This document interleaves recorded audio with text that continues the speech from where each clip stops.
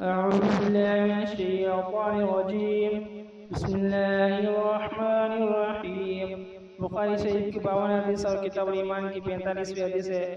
قال حدثنا علي بن الجعد قال اخبرنا شعبة بن ابي جمرة قال كنت اقعد مع ابن عباس يجلسني على سريري فقال اقم عندي حتى اجعل قساما من مالي فاقمت معه شهرين ثم قال ان وفد ابي القيس لما اتى النبي صلى الله عليه وسلم قال من القوم ومن الوفد قالوا ربيعة قال مرحبا بالقوم وبالوفد غير خزايا ولا ندامة فقالوا يا رسول الله انا لا نستطيع ان ناتيك الا في شهر الحرام وبيننا وبينك هذا الحي من الكفار مضرة فمنا بأمر فصل نخبر به من ورانا وندخل في الجنة وسألوا عن الأشربة فأمرهم ب4 ونهاهم عن 4 أمرهم بالإيمان بالله وحده قال أتدرون ما الإيمان بالله وحده قالوا الله ورسوله أعلم قال شهادة أن لا إله إلا الله وأن محمد رسول الله وإقام الصلاة وإيتاء الزكاة وصيام رمضان وأن تعدوا من المغنم الخمس ونهاهم عن 4 عن الحنتم والدباء والنقير والمصفة وربما قال القير فقال احفظوهن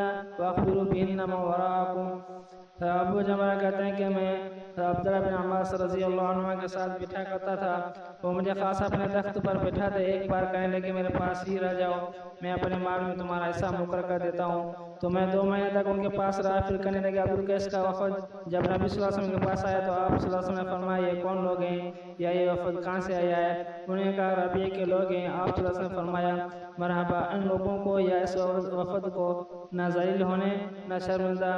وہ کہنے لگے یا رسول اللہ صلی اللہ علیہ وسلم ہم آپ کی خدمت میں صرف حرمت والے مہینوں میں آ سکتے ہیں کیونکہ ہمارے اور آپ کے درمیان مضر کے کافروں کا یہ قبیلہ آباد ہے. تو آپ ہمیں ایسی قطعی چیز بتلائیے جس کی خبر ہم اپنے ان لوگوں کو بھی دیں جو یہاں نہیں آئے اور خود بھی اس پر عمل پیرا ہو کر جنت میں داخل ہو سکیں. اور انہوں نے نبی صلی اللہ علیہ وسلم برتنوں کے بارے میں بھی پوچھا. آپ صلی اللہ علیہ وسلم نے انہیں 4 باتوں کا حکم دیا اور 4 قسم کے برتنوں کے استعمال سے منع فرمایا. حکم یہ دیا کہ اللہ وحدہ لا شریک له پر ایمان لاؤ. پھر آپ صلی اللہ علیہ وسلم نے پوچھا کیا آپ کو اس کا علم ہے؟ انہوں نے کہا اللہ اس کے رسول ہی بہتر جانتے ہیں. آپ صلی اللہ علیہ وسلم فرمایا اس بات کی گواہی دینا کہ اللہ کے سوا کوئی عبادت کے لائق نہیں ہے, محمد صلی اللہ علیہ وسلم اس کے سچے رسول ہیں. نماز قائم کرنا, زکوٰۃ دینا, رمضان کے روزے رکھنا اور مال غنیمت سے جو ملے اس کا 5واں حصہ بیت المال میں جمع کروانا. اور 4 برتنوں سے ان کو منع کیا. سب لاخی مرتبہ کدو کی تومبے, قرید کیے ہوئے لکڑی کے برتن اور مزفت یا مقیہ یعنی روغنی برتن سے. یہ وہ برتن ہیں جن میں دور جاہلیت میں لوگ شراب بنایا کرتے تھے. اور فرمایا ان باتوں کو یاد رکھو اور جو لوگ تمہارے